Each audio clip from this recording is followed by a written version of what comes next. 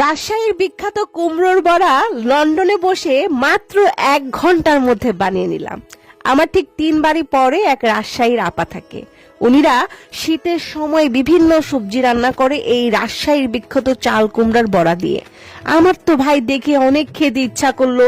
জীবনেও আমি রাজশাহীর বিখ্যাত চাল কুমড়ার বড়া খাই নাই, টেস্ট করি নাই। তো সেদিন উনি আমাকে 1 বাটি রুই মাছের তরকারি ফুলকপি দিয়ে সাথে চাল কুমড়ার বড়া দিয়ে গেছে। খেয়ে তো আমার পুরা মাথা নষ্ট। আমি জীবনেও চাল কুমড়ার বড়ি খাই নাই, ওই দিনই প্রথম খাইছি আর এত টেস্ট লাগছে। তো মনে মনে প্রমিস করলাম এই চাল কুমড়ার বড়ি শালা আমাদের তো কেউ বাংলাদেশ থেকে আয়না দিব না, আমি নিজেই লন্ডনে বসে বানাই নিমু।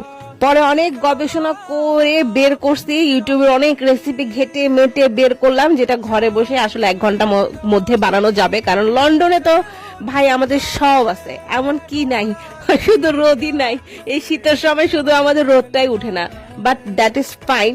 বাট মাইক্রো ওভেন আছে সবকিছু আছে ঘরের মধ্যে, তো ওগুলো দিয়ে ইজিলি আমি এই কুমড়োর বড়া বানাই নিতে পারবো। কিন্তু এই রেসিপির সবচেয়ে ট্রিকি ব্যাপার যেটা ছিল সেটা হচ্ছে কুমড়োর থেকে পানি ঝরানো, মানে কুমড়োর মধ্যে কোনো এক্সট্রা পানি থাকতে পারবে না।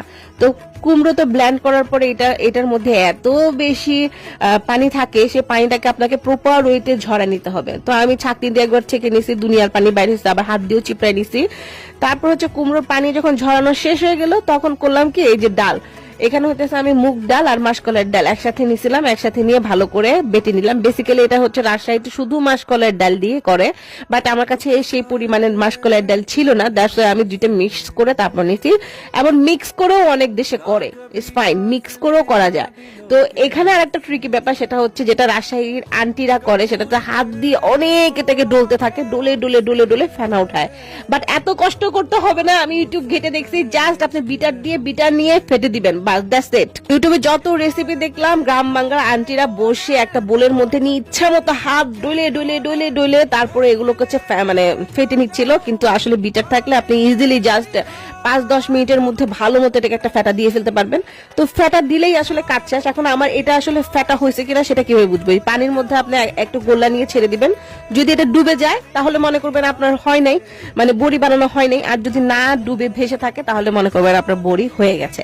তো আমার বড়িটা হয়ে গেছিল, আপনারা নিজেরাই দেখলেন যে এটা ডুবলো না, এটা ভেসে ছিল, মানে দ্যাট মিনস ফেটা হয়ে গেছে পারফেক্ট। এখন পারফেক্ট বড়ি বসাই দিব, বাস আমি বড়ির মতো করে এখন বসিয়ে নিলাম।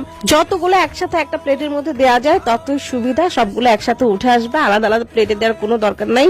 আর এগুলোকে আমি মাইক্রো ওভেনে দিব, ওভেনে দিব না। মাইক্রো ওভেনে দিলেই ধরেন যে 5 থেকে 7 মিনিটের মধ্যে মাইক্রো ওভেনে দিলেই সুন্দর মতো এই বড়িগুলো হয়ে যায়। বঙ্গের মানুষ নাকি কুমড়োর বড়া খায়, সো নিজেই মাত্র 1 ঘন্টার মধ্যে একদম পারফেক্ট কুমড়োর বড়া বানিয়ে ফেলছি।